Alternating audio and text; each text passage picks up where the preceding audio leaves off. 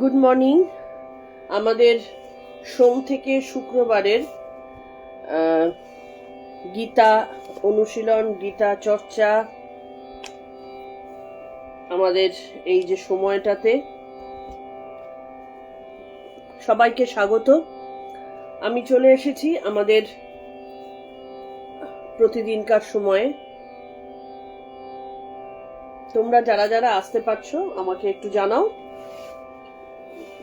Good morning মিতাদি।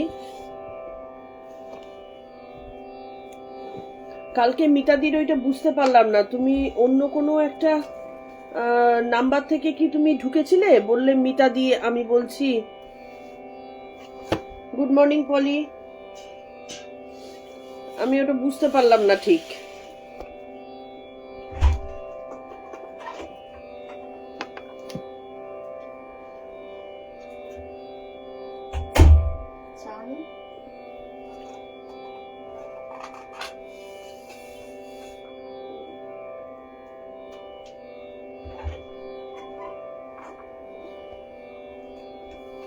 আর দু একজন join করলে আমি স্টার্ট করব আমাদের প্রণাম মন্ত্র দিয়ে। আমাদের চলছিল গীতা পঞ্চম অধ্যায় কর্ম সন্ন্যাস যোগ, যে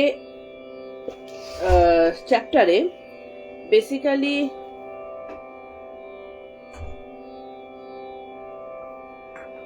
আচ্ছা আচ্ছা ঠিক আছে।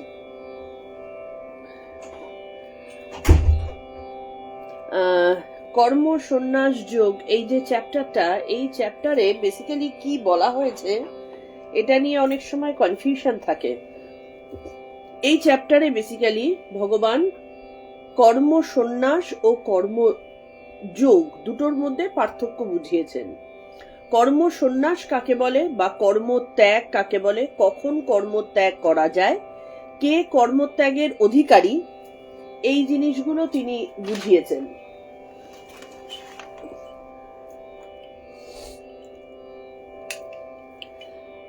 আর কর্মযোগ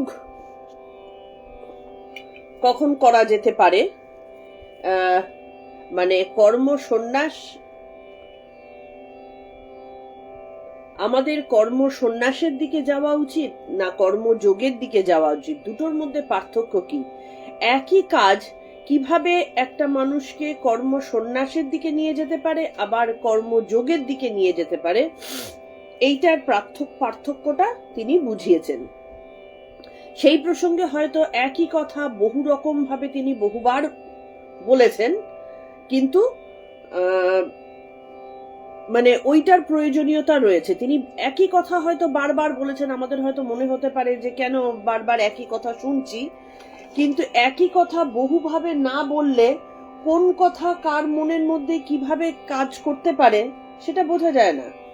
বা অর্জুনকে বারবার বিভিন্ন রকম ভাবে বোঝাচ্ছেন যে তুমি এখন কর্মযোগের দিকে ব্রতী হও, তুমি যোগী হও, তোমার এখন কর্ম সন্ন্যাসের সময় নয়। কেন তুমি কর্মযোগ করবে, কিভাবে কর্মযোগ করবে, কর্মযোগ করলে তোমার মানসিকতা কিরকম হওয়া উচিত, কিভাবে কর্ম করা উচিত, এই প্রসঙ্গেই কিন্তু আমাদের পঞ্চম অধ্যায়ে বলা হচ্ছে।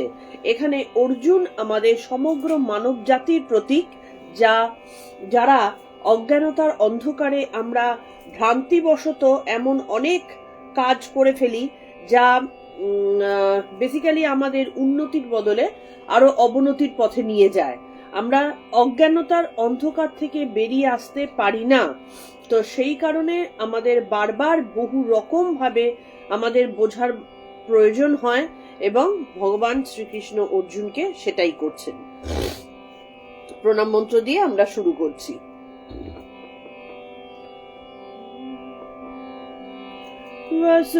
বসুদেবসুতং দেবং কংসচাণূরমর্দনম দেবকী পরমানন্দং কৃষ্ণং বন্দে জগদ্গুরুম, কৃষ্ণং বন্দে জগদ্গুরুম।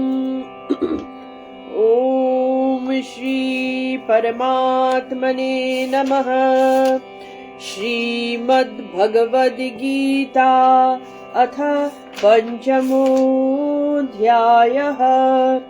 अर्जुन उवाच सन्न्यासं कर्मणां कृष्ण पुनर्योगं च सांशसि यच्छ्रेय एतयोरेकं तन्मे ब्रूहि सुनिश्चितम्। श्रीभगवानुवाच सन्न्यासः कर्मयोगश्च निःश्रेयस्करावुभौ तयस्तु कर्मसन्न्यासात् कर्मयोगो विशिष्यते। ज्ञेयस्य नित्यसन्न्यासी यो न द्वेष्टि न काङ्क्षति निर्द्वन्द्वो हि महाबाहो सुखं बन्धत् प्रमुच्यते। सांख्ययोगो पृथग्बालः प्रवदन्ति न पण्डितः एकमाप्यास्थितः सम्यग् उभयोर्विन्दते फलम्। यत् सांख्यैः प्राप्यते स्थानं तद्योगैरपि गम्यते एकं सांख्यै च योगै च यः पश्यति स पश्यति। सन्न्यासस्तु महाबाहो दुःखमाप्तुमयोगतः योगयुक्तो मुनिर्ब्रह्म न चिरेणाधिगच्छति। योगयुक्तो विशुद्धात्मा विजितात्मा जितेन्द्रियः सर्वभूतात्मभूतात्मा कुर्वन्नपि न लिप्यते। नैव किञ्चित् करोमीति युक्तो मन्येत तत्त्ववित् पश्यन् शृण्वन् स्पृशन् जिघ्रन् नश्नन् गच्छन् स्वपन् श्वसन् प्रलपन् विसृजन् गृह्णन् उन्मिषन् निमिषन्नपि इन्द्रियाणीन्द्रियार्थेषु वर्तन्त इति ধারয়न्। এই 8-9 এই দুটো আগের দিন আমরা খুব অল্প করে বোধহয় বলেছিলাম, পুরোটা মোস্ট প্রবাবলি হয়নি। তো এখানে 8 আর 9 আমরা আরেকবার মানে পুরোটা আমরা ভালোভাবে বুঝবো, তারপরে যদি সম্ভব হয় তাহলে আমরা পরবর্তী শ্লোকের দিকে যাব। 8 আর 9 এই দুটো বেসিক্যালি একসাথেই পড়তে হয়, কারণ দুটো শ্লোক একসাথে বলা, মানে দুটোর একটার সাথে একটা যুক্ত। মানে হয়তো এটা 4 লাইনেও করা যেত, কিন্তু জানি না যে কোনো কারণেই হোক রচয়িতা তিনি দুটো আলাদা আলাদা শ্লোকে করেছেন। তাহলে এখানটাতে বলা হচ্ছে নৈব কিঞ্চিত করোমিতি। যারা গীতা সামনে নিয়ে বসেছ তারা এই শ্লোক দুটোর উচ্চারণটা বেশ কঠিন, তো সেই কারণে একটু ভেঙে ভেঙে আমি বলে দিচ্ছি, সেটা মাথায় রেখো।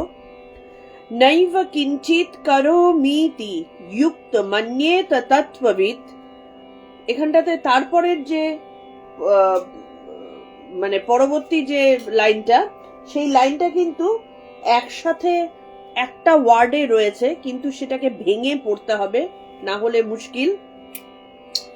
পশ্যন শৃণ্বন স্পৃশন জিঘ্রন নশ্নন গচ্ছন স্বপন শশন। তাহলে এটার মানে আলাদা আলাদা করে রয়েছে।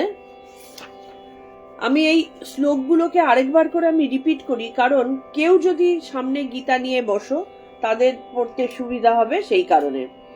নৈব কিঞ্চিত করোমিতি যুক্ত মন্যেত তত্ত্ববিৎ পশ্যন শৃণ্বন স্পৃশন জিঘ্রন নশ্নন গচ্ছন স্বপন শশন। 9 নম্বর প্রলপন বিসৃজন গৃহ্ণন উন্মিষন নিমিষন্নপি ইন্দ্রিয়াণীন্দ্রিয়ার্থেষু বর্তন্ত ইতি ধারয়ন। মানে কি? যুক্ত নিষ্কাম কর্মযোগে যুক্ত কর্মযোগী এবং তত্ত্বজ্ঞ পুরুষ, যিনি তত্ত্বকে জেনেছেন, তিনি পশ্যন মানে দর্শন করেন, শৃণ্বন মানে শ্রবণ করেন, স্পৃশন মানে স্পর্শ করেন, জিঘ্রান মানে আঘ্রাণ করেন, অশ্নান মানে আহার করেন, গচ্ছন মানে গমন করেন, স্বপন মানে নিদ্রা গিয়ে শ্বসন শ্বাস গ্রহণ ও ত্যাগ করেন, প্রলাপন মানে কথা বলেন, বিসৃজন মানে মলমূত্রাদি ত্যাগ করেন, গৃহ্ণন মানে গ্রহণ করেন, উন্মিশন মানে চক্ষু উন্মিলন করে, নিমিশন অপি এবং নিমিলন করে, ইন্দ্রিয়াণি ইন্দ্রিয়গুলি, ইন্দ্রিয়ার্থেষু ইন্দ্রিয়ের বিষয়ে, বর্তন্তে মানে প্রবৃত্ত হয়, এই ধারণা করে, ধারয়ন মানে ধারণা করে, কিঞ্চিত এব না করোমি কিছুই আমি করি না, ইতি মন্যেতা এইরূপ মনে করেন। তার মানেটা কি হলো, যে যারা তত্ত্বজ্ঞ ব্যক্তি বা কর্মযোগী তারা এই প্রত্যেকটা কাজ করেন। দেখো, আমরা কিন্তু কাজ যে শুধু আমাদের হাত পা চোখ নাক দিয়ে করছি তা না, আমাদের ঘুমের মধ্যেও কিন্তু কাজ হয়। ঘুমের মধ্যে নিঃশ্বাস প্রশ্বাস হচ্ছে, ঘুমের মধ্যে স্বপ্ন দেখা হচ্ছে, তাহলে এইগুলোও কিন্তু কাজ। আমরা এগুলোর প্রতি মনে করি যে এগুলো আমার হয়ে যাচ্ছে, আমাদের এগুলোর কোনো ফলাফল আমাদেরকে গ্রাস করবে না, তা না। কিন্তু আমাদের কিন্তু সমস্ত কাজ যা কিছু শরীরের ভেতরে হচ্ছে তার প্রত্যেকটা কাজের ফল আছে। আমরা ঘুমের মধ্যে স্বপ্ন যখন দেখছি তখন আমরা মনে করছি যে আমাদের ভেতরে তো কোনো এটা ইচ্ছা অনিচ্ছা কিছু হচ্ছে না, অটোমেটিক্যালি স্বপ্ন দেখা হয়ে যাচ্ছে। তাহলে এই স্বপ্ন দেখাটা অটোমেটিক্যালি হচ্ছে বটে, কিন্তু সেটা আমাদের বহিরাঙ্গের অটোমেটিক্যালি হচ্ছে। আমাদের ভেতরে কিছু সংস্কার বশত স্বপ্নের দানা বেঁধে থাকে, সেইগুলো কিন্তু প্রকাশিত হয়, অনৈচ্ছিকভাবেও আমাদের প্রকাশিত হয়। তার মানে সেইটার দায়ভারও কিন্তু আমাদের উপরেই বর্তায়। কিন্তু যিনি তত্ত্বজ্ঞ ব্যক্তি তিনি সমস্ত কিছুর সাথে, যেমন শ্রীরামকৃষ্ণ বারবার করে বলতেন না, এই যে এই খোলটার ভেতরে যে আছে, তার মানে কি এই পুরো দেহটাকে তিনি একটা নারকেলের মালা বা খোলা ছাড়া আর কিছু মনে করতেন না। এতই ভয়ঙ্কর ভাবে তিনি আত্মকে এবং এই দেহকে আলাদা করতে পেরেছিলেন, এবং এটাই কিন্তু আমাদের সাধনা। এই সাধনার জন্যই কিন্তু এত পরিশ্রম, এত কাণ্ড, যে এই পুরো দেহটা যে আমি নই এই ভাবটা থেকে সম্পূর্ণরূপে বেরিয়ে আসা। তাহলে এখানটাতে এই শ্লোকটাতে বলা হয়েছে এই সেম কথা, যিনি তত্ত্বজ্ঞ ব্যক্তি বা কর্মযোগী। কর্মযোগী কাকে বলা হয় এটা আগে আমরা ব্যাখ্যা অলরেডি বহুবার করেছি। যিনি কর্মকে কোন রকম ফলের আকাঙ্ক্ষা না করে সম্পন্ন করতে পারেন তিনিই কর্মযোগী। যিনি কর্ম করছেন শুধুমাত্র ইন্দ্রিয় দিয়ে, যার সাথে নিজেকে তিনি যুক্ত করছেন না, তিনিই কর্মযোগী। যার ফলাফলের জন্য তিনি কোন রকম আকাঙ্ক্ষা করেন না, তিনিই কর্মযোগী। আর তত্ত্বজ্ঞ ব্যক্তি যিনি জ্ঞানী, তারা দুজন কোনোভাবেই এই যে তারা প্রত্যেকটা জিনিস কিন্তু যেহেতু মানব শরীর ধারণ করা হয়েছে সেই কারণে তাদের মানব শরীর সুলভ সমস্ত কাজকর্মগুলো হবে, কিন্তু তারা ভালো মতো জানেন এর মধ্যে কি কি বলছেন। তিনি দর্শন, শ্রবণ, স্পর্শ, ঘ্রাণ, ভোজন, গমন, নিদ্রা, শ্বাস গ্রহণ ও ত্যাগ, কথা বলা, মলমূত্রাদি ত্যাগ, গ্রহণ, উন্মেষ, নিমেষ প্রভৃতি কাজ করেও তাঁরা সম্পূর্ণভাবে জানেন যে এই কাজগুলো একটাও আমি করছি না, সব ইন্দ্রিয় করছে। ঠিক যেরকম আমরা যখন কোনো একটা সাপোজ ধরো মেশিন চালিয়ে তার থেকে কিছু একটা আউটপুট বেরোচ্ছে, সেই মেশিনটা যেমন আমরা চালাই বলে একটা ঘটনা ঘটে বা একটা জিনিস বের হয়, কিন্তু আমরা আছি বলে মেশিনটা চলছে, আমরাই মেশিনটা চালাচ্ছি। কিন্তু মেশিন যদি কখনো ভাবা শুরু করে যে আমি চলছি বলেই জিনিসটা বেরোচ্ছে, সেইটা যেমন অদ্ভুত একটা চিন্তা হয়ে গেল, ঠিক এক্স্যাক্টলি সেম জিনিসটা হয় যে আত্মা আছেন বলেই আমাদের দেহ চলছে, তিনি না থাকলে কখনোই দেহটা চলবে না। তাহলে দুটোর মধ্যে একই রকম ব্যাপার, যে আমরা মেশিন চালাচ্ছি কিন্তু মেশিন নিজে নিজে চলছে না, উৎপন্ন করছে মেশিনটা। তাহলে মানে সেই মেশিন যদি ধরো মানুষের দেহ হয়, আর আমরা যদি মানে আত্মা এই হিসেবে যদি নিজেদের প্রতিপন্ন করি, তাহলে যে রিলেশনটা হলো এটাও ঠিক সেম জিনিস, যে এই দেহের যত ইন্দ্রিয়গুলো রয়েছে সেইগুলো মেশিনের মতন, সেইগুলো চালিত হচ্ছে আত্মা আছেন বলে। আত্মা না থাকলে কখনো কিন্তু মেশিন চালিত হবে না।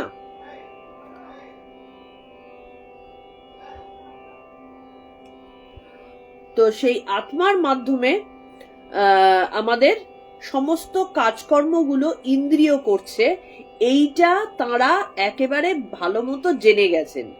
এটা আমরা এত শুনছি, কিন্তু বোধে আসছে কি? সবসময় আমরা মনে করছি যে আমার অমুক, আমার তমুক, আমার জীবন, আমার যৌবন, আমার টাকা পয়সা, আমার সমস্ত কিছু।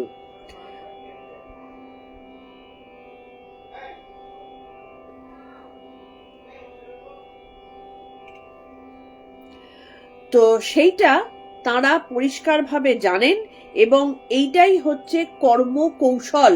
স্বামীজি তার কর্মযোগেও এই কথাটাই বলেছেন, কর্ম করো, প্রচুর কর্ম করো, কিন্তু কর্ম কৌশলটা জানতে হবে। আমরা যদি বোকার মতন একটা দেয়াল সারাদিন ধরে ঠেলে আমরা নিজেদের ঘাম ছুটাই, সেটা যেমন আমাদের কোনো কর্মই হলো না, ঠিক তেমনি কর্ম কৌশলটা জেনে আমরা যদি জানি যে এই দেয়ালটাকে এদিক থেকে ওদিকে সরাতে হবে, আমরা এখান থেকে, আজকালকার দিনে অনেক যন্ত্রপাতি রয়েছে যা দিয়ে এটাকে কেটে বার করে দেওয়া যায়, বার করে দিয়ে এখান থেকে ক্রেনে করে নিয়ে ওদিকে সরানো যায়।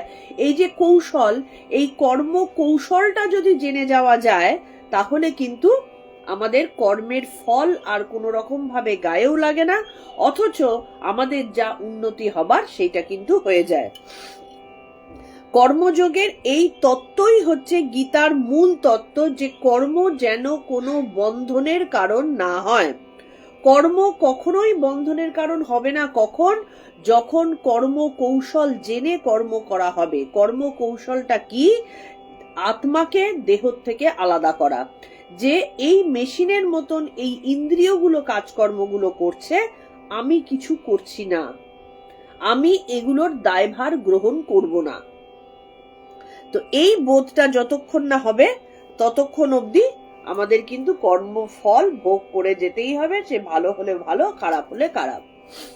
আত্মা পেছনে নিষ্ক্রিয় সাক্ষী বা দ্রষ্টা রূপে তিনি অবস্থান করছেন, এবং এই কাজগুলো করছে আমাদের ইন্দ্রিয় প্রকৃতি দ্বারা চালিত হয়ে, কাজ করান প্রকৃতি। সেই জন্য বলেন না, যখন আমরা ভক্তিভাবে আমরা সাধনা করি, তখন প্রকৃতির কাছে মাথা নত করতে হয়, এবং প্রকৃতির কাছেই কি বলে, নিজেদের সমস্ত আকাঙ্ক্ষা জানাতে হবে, এবং তার কাছে প্রার্থনা করতে হয় যে তুমি যদি আমাকে না দেখিয়ে দাও, তুমি যদি আমার কাছ থেকে পথ সরে না দাঁড়াও, তুমি যদি আমাকে হাতে ধরে রাস্তা দেখিয়ে না দাও, তাহলে আমাদের পক্ষে কখনোই এগিয়ে যাওয়া সম্ভব নয়। প্রকৃতির সাধনা করতে হবে, প্রকৃতির কাছে মাথা নত করতে হবে। সেই জন্য মায়ের স্থান এত এইরকম একটা জায়গায়, মানে প্রকৃতির কাছে সব নস্যি, তিনি মায়া দিয়ে সমস্ত কিছু সম্পূর্ণরূপে আমাদেরকে ভুলিয়ে রেখে দিয়েছেন, যে এই হাত পা নাক চোখ মুখ এগুলো বেসিক্যালি প্রকৃতিরই খেলা, এখানটাতে আত্মার কোনো অবদান নেই। আর এই যে দেহ যেটা নিয়ে আমাদের এত গর্ব, সেটা তো আলটিমেটলি পঞ্চভূতে তৈরি জিনিস, যেটার কোনো অস্তিত্ব থাকবে না। তাহলে তারা জানেন যে ইন্দ্রিয়রাই ইন্দ্রিয়ের কাজ করছে। এই ইন্দ্রিয়ের কাজ যেগুলো আছে, যেহেতু দেহ ধারণ করে আমাদের থাকতে হবে, সেই কারণে প্রতিটা ইন্দ্রিয়, প্রতিটা তাদের নিজ নিজ কাজ কিন্তু করবে। আমাদের সাধু সন্ন্যাসীদের নিয়ে অনেক রকম রহস্যময় কোশ্চেন থাকে, অনেক কৌতূহল থাকে। এটাই তাদের সাথে আমাদের পার্থক্য, যে তারা সব কিছু করবেন কিন্তু কোনো কিছুর সাথে নিজেদেরকে জড়াবেন না, কোনো কিছুর দায়ভার তাদের মধ্যে আসবেন না। এবার তাই বলে কি তারা আমাদের সাধারণ মানুষের মতো লোভ করবেন, নাকি সাধারণ মানুষের মতো বাসনা আনবেন, নাকি সাধারণ মানুষের মতন কোনো কিছু চাহিদা আসলে একেবারে বাঘের মতো ঝাঁপিয়ে পড়বেন? না, তারা কিন্তু করবেন না, কারণ তাদের পুরো ইন্দ্রিয় কন্ট্রোলে, এইটারই এত আগের দিনগুলোতে কিন্তু বলা হয়েছে আমাদের, ইন্দ্রিয়ের কাজ করবে কিন্তু কন্ট্রোলে। ঘোড়া তো ছুটছে, কিন্তু ঘোড়া নিজের ইচ্ছে মতো ছুটবে না।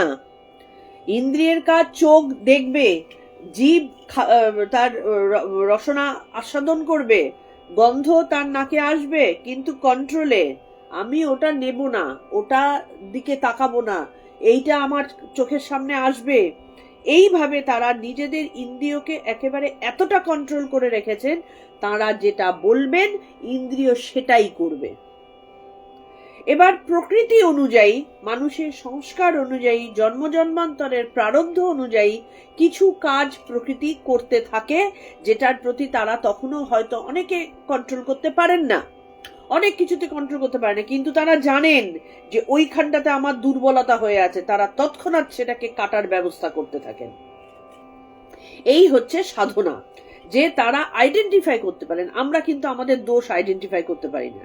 এই মুহূর্তে যদি আমরা বলি, যে জিজ্ঞেস করি যে আমাদের কি কি দোষ আছে, যা যা দোষ আছে সেগুলোকে আলাদা করো, আমাদের কিন্তু নাভিশ্বাস উঠে যাবে। আমরা হয়তো এমন কিছু দোষের কথা বলবো যেগুলো অতি সাধারণ, তার থেকে অনেক বড় দোষ আমাদের ভেতরে আছে, খুঁজেই পাবো না। তাহলে আমরা আমাদের দোষকে আইডেন্টিফাই করতে পারি না, দুর্বলতাকে আইডেন্টিফাই করতে পারি না, কারণ আমরা দেহ হয়ে গেছি। আমরা দেহ থেকে আলাদা করে দেখতেই পারি না। আমাদের ইন্দ্রিয় কি দুর্বল জায়গায় রয়েছে সেটা আমরা দেখতেই পারি না, কারণ দেখার যে দৃষ্টিটা সেটা তো ইন্দ্রিয়ের সাথে মিশে আছে, আমরা তো আলাদা হতে পারিনি। সেই কারণে আমরা নিজেরা নিজেদের দোষ দেখতে পাই না। সেই কারণে এই মহৎ কথাটা মা বলে দিলেন, নিজের দোষ দেখো, অন্যের দোষ দেখতে যেও না। অন্যের দোষ আমরা খুব সহজে দেখতে পাই, নিজের দোষ কি দেখতে পারি? নিজের দোষ দেখতে গেলে তো আগে এই দেহ থেকে, ইন্দ্রিয় থেকে নিজেকে আলাদা করতে হবে। জিনিসটা বলাটা খুব সহজ, আমরা কথার কথা বলে ফেললাম, বা ওই তো অন্যের দোষ দেখিস না, নিজের দোষ আগে দেখ, বলে ফেললাম, কিন্তু এর ভেতরে যে কতখানি ডিপ তত্ত্ব আছে এইটা বুঝতে গেলে গীতাটাকে জানতে হবে। যে আমরা নিজের দোষ দেখতে গেলে আগে দেহ থেকে নিজেকে আলাদা করতে হবে, তবে দেখতে পাবো। আমাদের দেখবে লেখা যখন পড়ি, আমরা চোখের খুব কাছে নিয়ে আসলে আমরা কি লেখাটা দেখতে পাই? দেখতে পাই না। চোখ থেকে দূরে আনতে হবে, কিছুটা ডিস্টেন্সে আনতে হবে, তবে আমরা লেখাটা দেখতে পাবো। তার মানে কি, আমার দেহ থেকে জিনিসটাকে একটু আলাদা করতে হবে। তাহলে আমরা আমাদের দোষ দেখতে পাই না, কারণ আমাকে তো আমার সেইটা থেকে, দেহ থেকে তো আলাদা করিনি। তাহলে আমার প্রকৃতিতে কোন দোষ আছে সেটা আমরা দেখবো কি করে? সেই আলাদা করতে আগে জানতে হবে, তবে আমরা গিয়ে দোষ দেখতে পারবো। কি করে দেখতে পাবো? সেগুলো অভ্যাসের মাধ্যমেই হতে থাকে। আচ্ছা, এইটুকু তো আমরা আগের দিন বলেছিলাম। 10 নম্বরে আমরা আজকে যাব।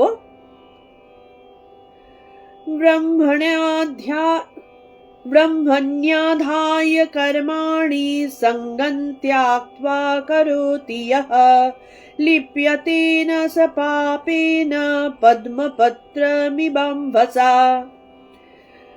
ब्रह्मण्याध्याय कर्माणि सङ्गं त्याक्त्वा करोति यः लिप्यते न स पापेन पद्मपत्रमिवाम्भसा। মানে যিনি, ব্রহ্মণী মানে ব্রহ্মে বা পরমেশ্বরে, আধায় কর্ম অর্পণ করে, সঙ্গন মানে কর্ম ফলে আসক্তি ত্যাগ করে, কর্মাণি মানে কর্ম সকল করেন, যিনি ত্যাগ করে কর্ম সকল করেন, তিনি অম্ভসা মানে জলের দ্বারা, পদ্মপত্রম ইব পদ্মপত্রের ন্যায়, পাপ ও পুণ্য দ্বারা, পাপেন পাপ ও পুণ্য দ্বারা, না লিপ্যাতে মানে সহজভাবে কি, জল যেমন পদ্মপত্রকে ভেজাতে পারে না, জলের সাথে যেমন পদ্মপত্র একসাথে রাখলেও পদ্ম পাতার গায়ে জল ধারণ হয় না, ঠিক তেমনি যিনি সমস্ত কর্মফল ব্রহ্মে অর্পণ করে কর্ম করেন, তিনি তাকে কখনো পাপ বা পুণ্য স্পর্শ করতে পারে না।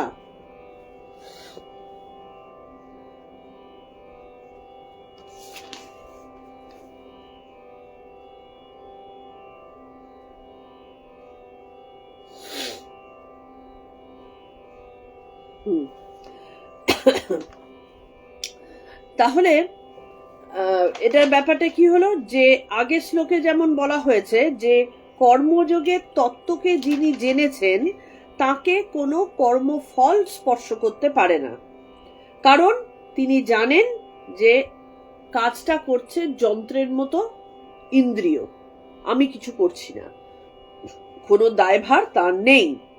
কিন্তু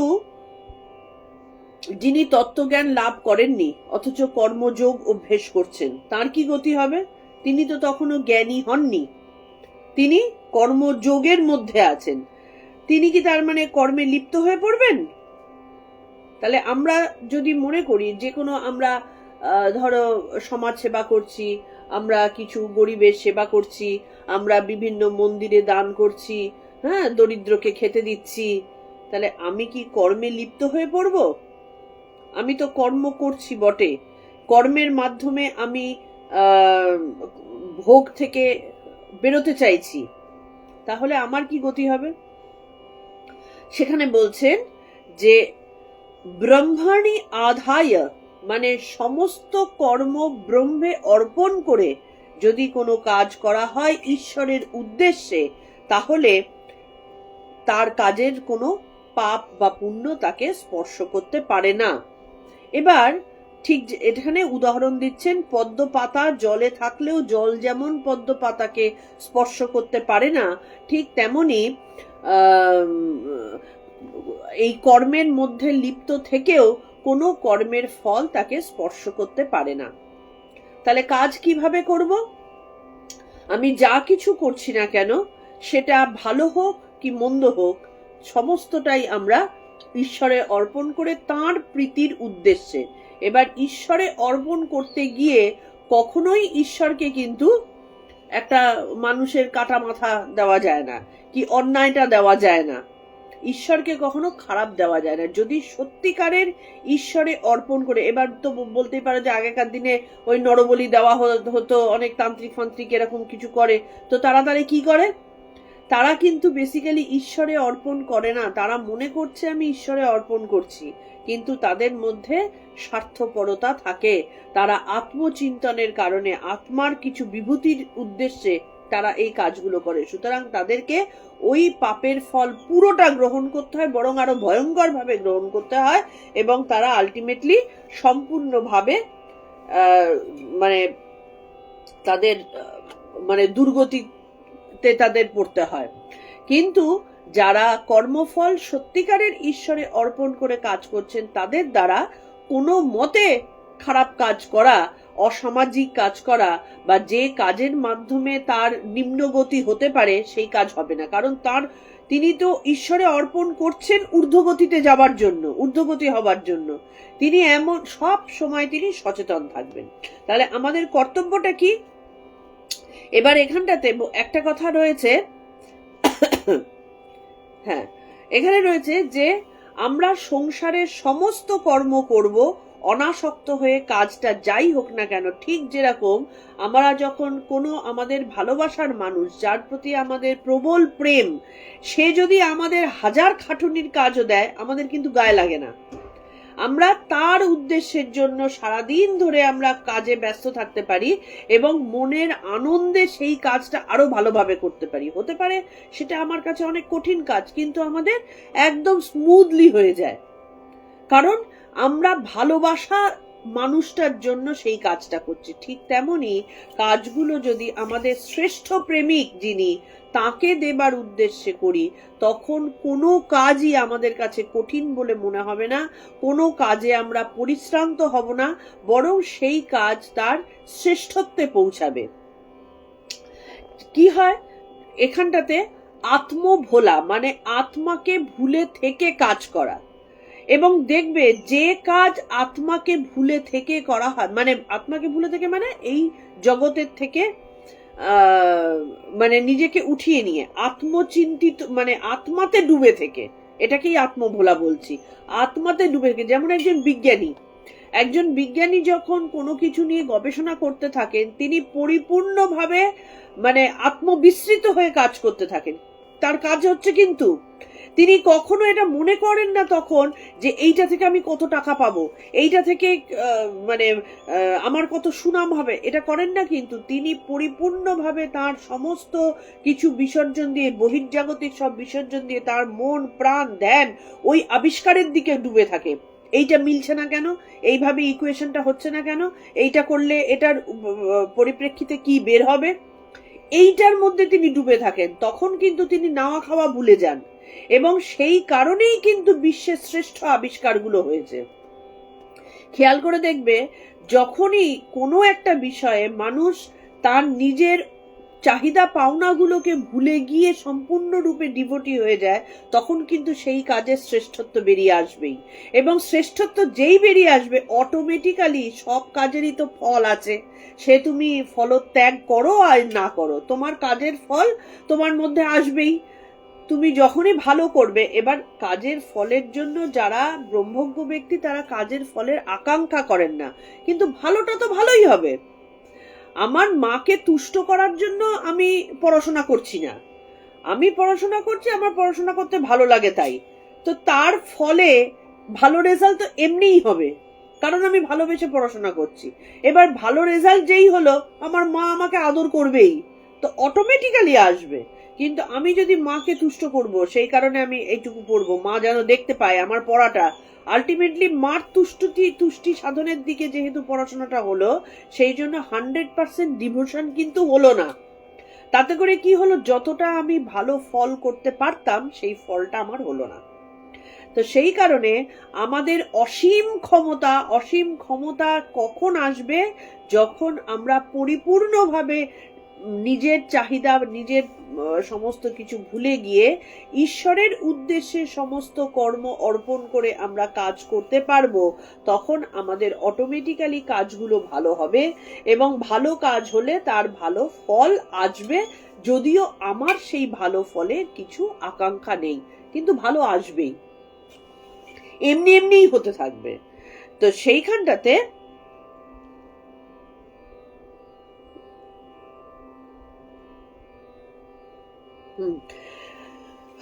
এবার অনাসক্তি, এবং ভগবান বলছেন সঙ্গং ত্যাক্ত্বা করোতি ইহ, সঙ্গ মানে আসক্তি।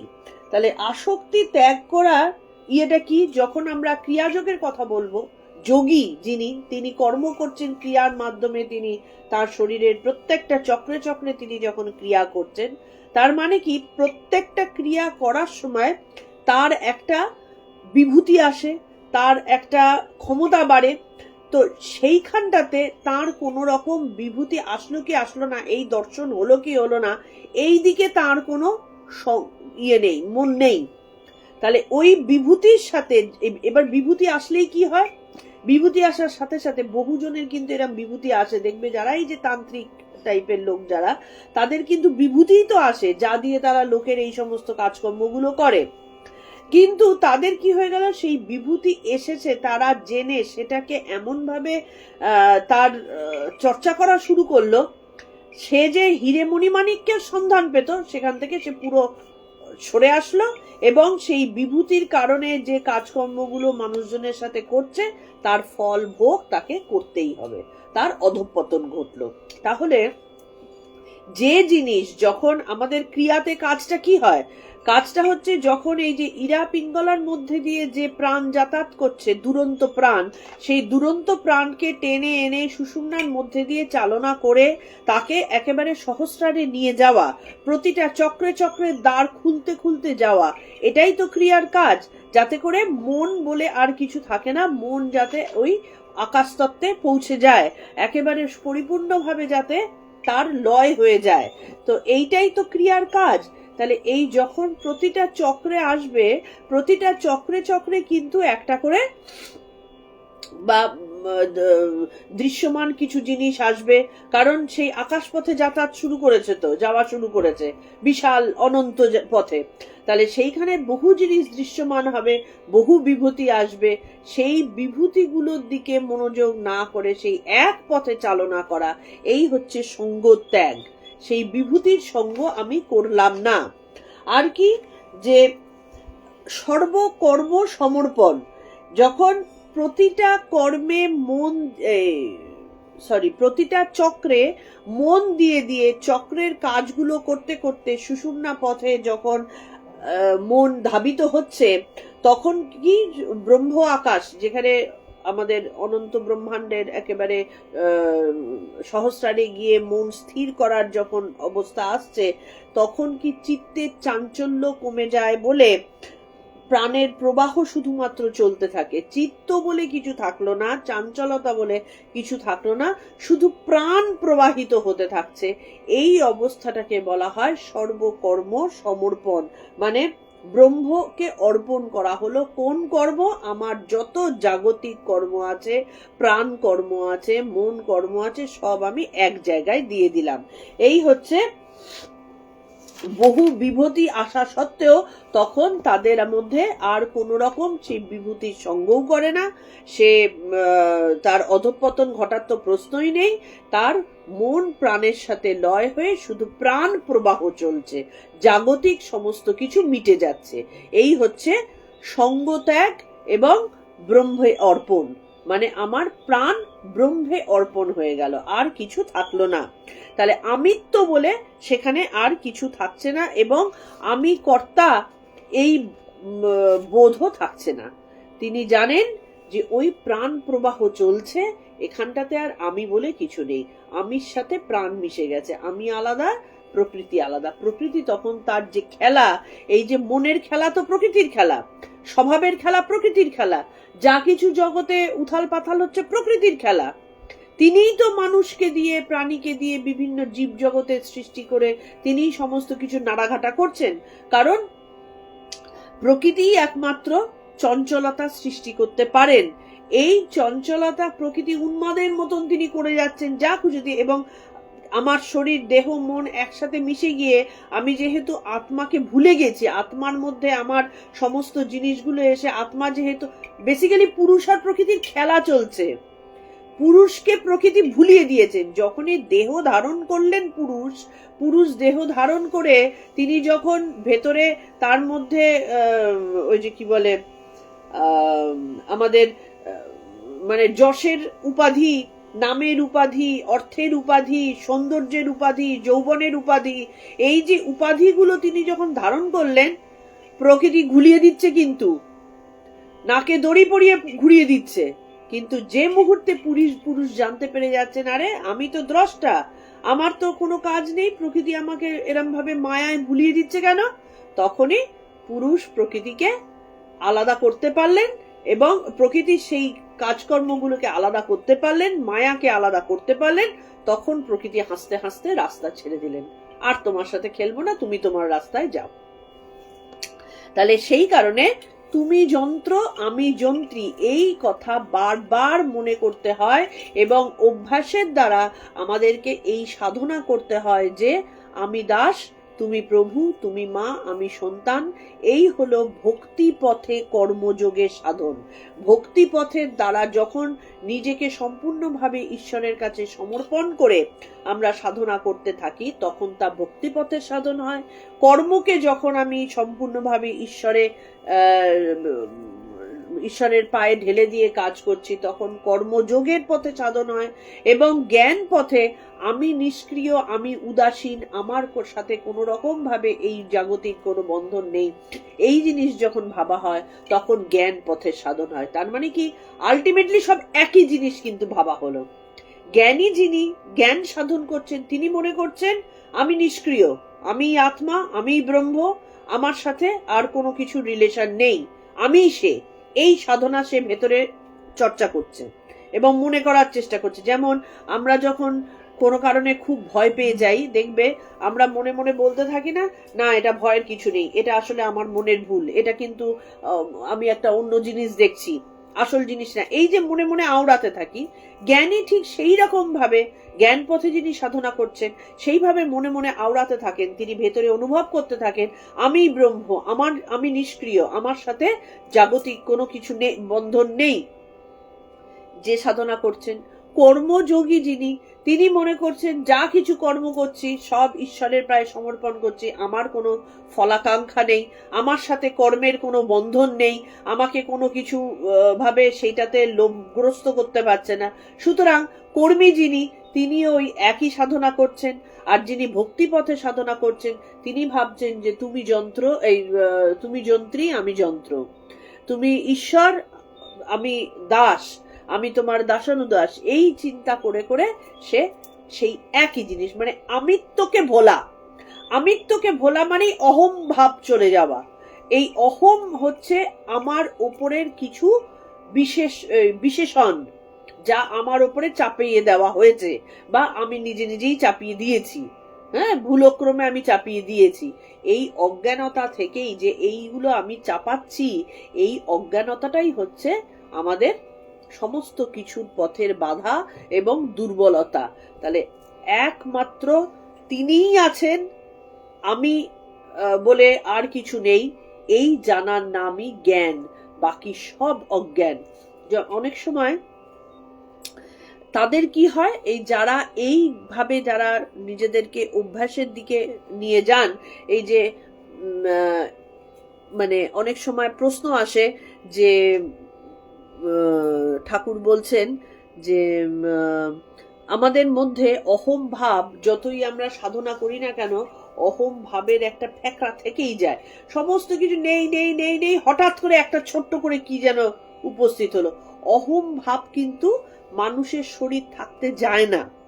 তাহলে কি করব? আমরা কি কোনো কাজ করব না? কারণ যখনই কোনো কিছু মনে মনে ভাবছি যে অহংকার নেই অহংকার নেই, একটা কাজ করলাম, লোকে খুশি হলো, ভালো হলো, ভেতরে বাহ অহংকার চলে আসলো। কিসের থেকে যে অহংকার আছে, ঠাকুর সব সময় বলতেন অহংকার যায় না। আমি মলে ঘুচিবে জঞ্জাল, সে আমিটা কিছুতেই যায় না। তো তাহলে কাজটা করব কি? আমি কি কোনো কাজ করব না? আমি তাহলে কি করবে? যে অহম যাচ্ছে না, অথচ তো জানলাম যে অহমটাকে দূর করতে হবে, কাজ না করে তো আমি থাকতে পারবো না। তাহলে আমার কাজ কি? আমি যথাসাধ্য লোকের সেবা করব, আমি যা কিছু কাজকর্ম আছে সাংসারিক হোক জাগতিক হোক সব করব, কিন্তু কি করে করব? ভেতরের বিচার।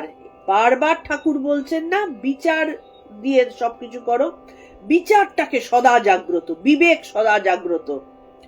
এই প্রসঙ্গে আমি বলি, দেখো, বিবেক যদি জাগ্রত থাকে, হয়তো তোমার জ্ঞানত অবস্থায় বিবেক তোমাকে সাহায্য করছে না, ঘুমের মধ্যে বিবেক সাহায্য করবে। এর প্রকৃষ্ট প্রমাণ আমি নিজে ভীষণ ভালোভাবে আমি দেখেছি। আমি এটা গল্প করছি তোমাদের সাথে, এগুলো তো মানে আমি যেহেতু টিচার নই, হ্যাঁ, বা আমি আচার্য নই, তো ন্যাচারালি তোমাদের সাথে গল্প করার স্কোপটাকে আমি ছাড়তে পারি না আর কি। আমি নিজে কিন্তু রাত্রে ঘুমোলে সবাই যেমন স্বপ্ন দেখে, আমি কিন্তু কোনো স্বপ্ন দেখি না। সেটা আজ থেকে না, আমি দীর্ঘকাল, মানে আমি যখন ঘুমোই একেবারে ডিপ ঘুমোই, আমার কোনো স্বপ্ন আসে না। কিন্তু কোনো কোনো সময় রেয়ার ক্ষেত্রে আমি দেখেছি এমন একটা স্বপ্ন আসে, যে স্বপ্ন আমার মনে থাকছে এবং সকালে উঠে আমাকে মনে করতে হচ্ছে যে এই স্বপ্নটা আমি কেন দেখলাম। যেই মুহূর্তে চিন্তা করছি স্বপ্নটা আমি কেন দেখলাম, সেই মুহূর্তে কিছুক্ষণ বাদেই আমার কাছে উত্তর চলে আসছে যে এইটা আমার ভুল হচ্ছিল, এইভাবে আমাকে চলতে হবে, এইটা আমাকে ত্যাগ করতে হবে, এইটা আমার অন্যায় হচ্ছিল, বা এইভাবে আমাকে ঘুরিয়ে দিতে হবে। স্বপ্নের মানে ব্যাখ্যা করলেই চলে আসে।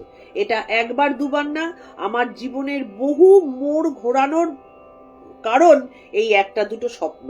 তার মানে কি, আমি হয়তো সাধারণ অবস্থায় আমার বিবেককে জাগ্রত রাখতে পারছি না, কিন্তু কোনো সংস্কার বশত, পূর্ব সংস্কার, বাবা মায়ের সংস্কার, যেভাবে হোক, গুরু প্রদত্ত সংস্কার, যেভাবে হোক, সেই সংস্কার আমাকে ঘুমের মধ্যে জাগিয়ে দিচ্ছে, ঘুমের মধ্যে কাজ করে দিচ্ছে। তার মানে কাজ তো আমি করব, কিন্তু সদা বিবেককে জাগ্রত রেখে, বিবেককে সবসময় চাপকে চাপকে রাখতে হয়। বিবেক যেন কোশ্চেন করে বারবার, এটা করলে কেন, ওটা হলো কেন, ওটা করলাম না কেন, এটা ভাবলাম কেন, এটা ভাবলে কি হবে।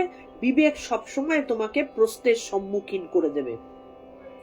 এই প্রশ্নের সম্মুখীন যত হতে থাকবে, তত বিবেকের কাছে যত আমরা মুখোমুখি দাঁড়াবো, তত দেখবে আমাদের এই কাজের সাথে আমাদের ওই কর্মফলের ইয়েতে থাকবে না। যে মুহূর্তে আমি একটা দান ধ্যান করলাম, বিবেক প্রশ্ন করলো, হ্যাঁ রে তুই দান ধ্যানটা করলি, এর মধ্যে তোর স্বার্থ কতটা?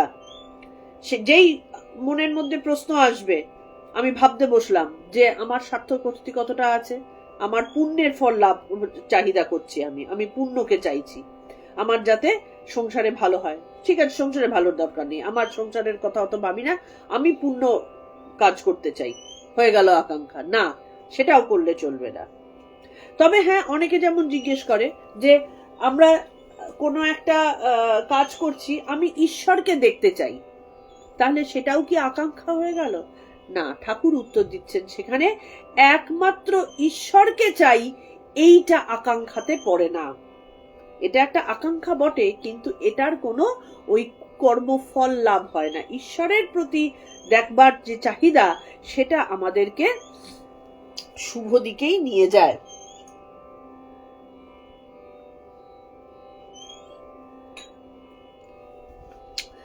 তো সেই কারণে ওইটাই হচ্ছে একমাত্র চাহিদা হতে পারে। কিন্তু এবার আমি দান ধ্যান করছি, আমার ঈশ্বর যেন দেখা দেন, সেরকম না। আমি দান করছি কারণ আমি তাকে ঈশ্বর বলে মনে করছি, আমি তাকে দান করে কৃতার্থ হচ্ছি। ঈশ্বর আমার সামনে দরিদ্র রূপে এসেছেন, আমি সুযোগ পাচ্ছি তাকে দান করার, এইটুকুই ভাবনা থাকতে হবে, ব্যাস, আর কিছু না। তো সেই কারণে বলছেন, এইটা করার ফলে নিরন্তর এই অভ্যাসের ফলে, এই বারবার অভ্যাস, ভেতরে ভেতরে অভ্যাস এবং বিচার, সেই বিচারকে জাগ্রত রাখার ফলে মানুষ যথার্থ নিষ্কাম কর্ম করার সমর্থ হয় এবং অহম বুদ্ধি মুছে গিয়ে চিত্ত শুদ্ধি আসে। চিত্ত শুদ্ধি আসলে তবেই একমাত্র আমরা সেই মনের তরঙ্গকে শান্ত করতে পারি এবং সেইখানে তখন ঈশ্বরের প্রতিচ্ছবি আসে। তখন কোনো কাজের পাপ পুণ্য ভালো মন্দ তাকে স্পর্শ করতে পারে না। এই যে বলছেন, কিন্তু সমস্ত কাজেরই তো একটা ফল আছে, সে ফল ভালো হোক বা মন্দ হোক তাকে ভোগ তো করতেই হবে। সেই কারণে কি বলছেন, যে প্রথমেই যদি আমরা কর্মত্যাগ করি তাহলে আমাদের কুপ্রবৃত্তির আসতে পারে আর কি। তো আমরা ওই জন্য কি করব, কর্ম করে করে করে তাকে শুদ্ধ করব, কর্মকে শুদ্ধ করব, আমার অন্তর শুদ্ধ করব, শুদ্ধ করে তারপরে আমরা আগে স্বর্গভোগ করব। যেমন আমাদের বেদে প্রচুর কর্মকাণ্ডে আমাদের প্রচুর কর্মের কথা আছে, বাসনা নিয়ে কর্ম, এই যজ্ঞ করব তাহলে এই ফল লাভ হবে, এই কাজ করব, দান ধ্যান করব তাহলে ওই দেবতা তুষ্ট হবে। তাহলে এগুলো কি সব মিথ্যে? এগুলো কেন বলছে? মুনি ঋষিরাই বা করতেন কেন?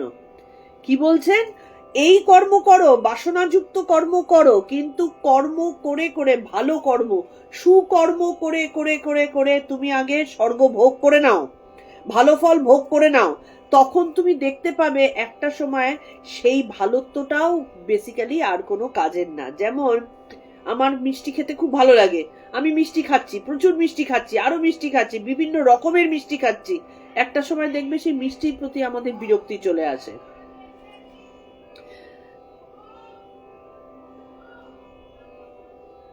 সেই মিষ্টির প্রতি আমাদের বিরক্তি চলে আসছে। তো তাহলে ঠিক একই রকম ভাবে যখন ভালো কাজ করতে করতে আমাদের স্বর্গ সুখ আসবে, আমাদের ভালোত্ব আসবে, একটা সময় আমরা বুঝতে পারবো এই ভালোটারও আর কোনো প্রয়োজনীয়তা নেই। তখন আসবে আসল বৈরাগ্য, তখন বৈরাগ্য আসবে এবং তখন আমরা বুঝবো যে এটাও দরকার নেই, ওটাও দরকার নেই, সম্পূর্ণ ত্যাগ। সেই জন্য বেদে কর্মকাণ্ডে প্রচুর কর্মের কথা, যাগযজ্ঞের কথা, ঈশ্বর তুষ্টির কথা সবকিছু বলা আছে। করো, ঈশ্বরের তুষ্টির জন্য করো, কিন্তু করে করে করে যখন আর কোনো চাহিদা থাকবে না, স্বর্গ সুখও যখন ভোগ হয়ে যাবে, তখন বুঝতে পারবে যে আমার একমাত্র ওনার সাথে বিলীন হওয়া ছাড়া আর কিছুতেই আনন্দ নেই, ওই স্বর্গ সুখও আমার কাছে তুচ্ছ। স্বর্গ সুখ চাই না, আমি শুধু তোমাকেই চাই।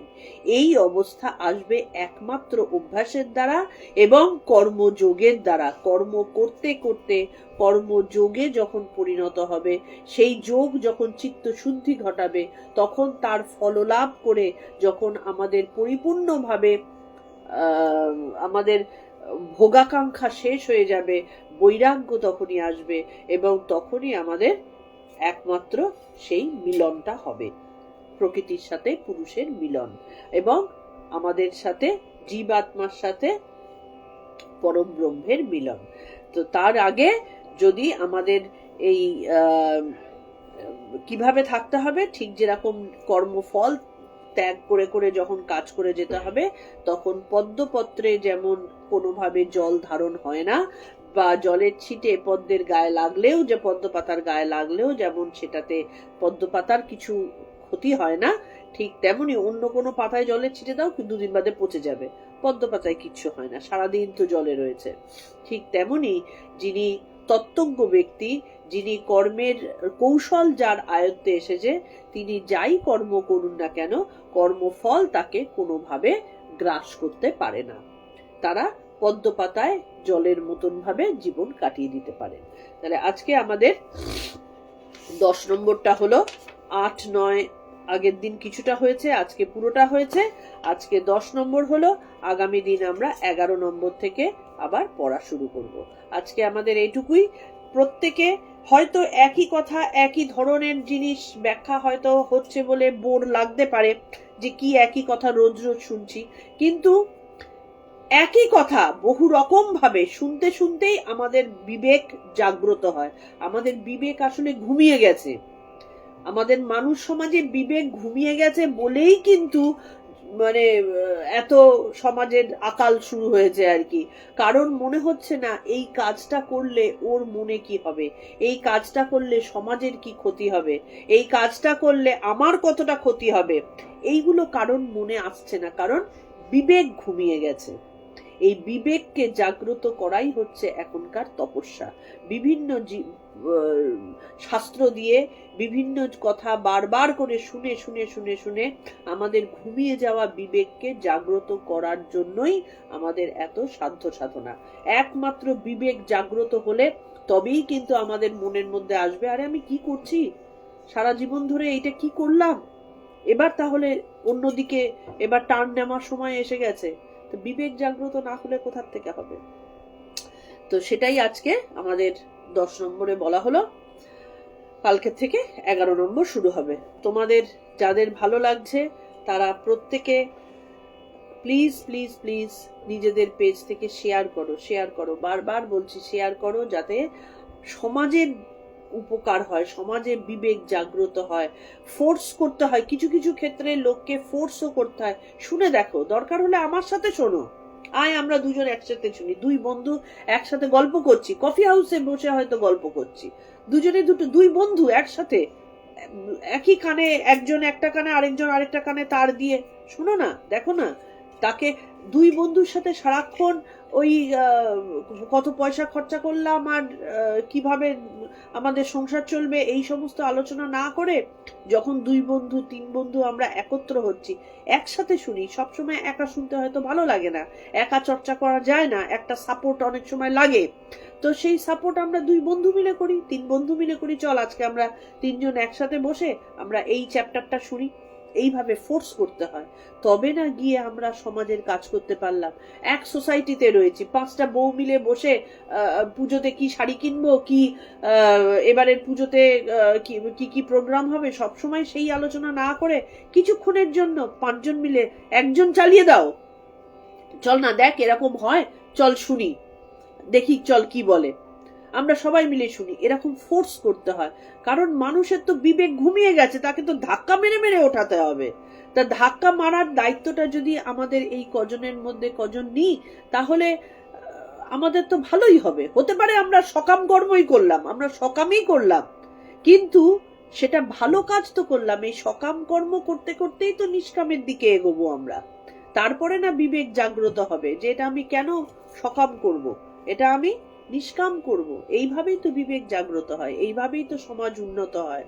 কয়েকজনকে তো দায়িত্ব নিতে হয়। তোমরা তো এখানে দেখো রেগুলার কিছু জন আছো যারা প্রতিদিন আসো, তাদের মধ্যে থেকে জিনিসগুলো দায়িত্ব নাও। দায়িত্ব নিয়ে হয়তো সমাজের 5টা লোককে আমরা অন্যরকম করতে পারলাম, এটাই বা কম কি। যাই হোক, প্রণাম মন্ত্র দিয়ে আমরা শেষ করছি আমাদের আজকে এইটুকুই।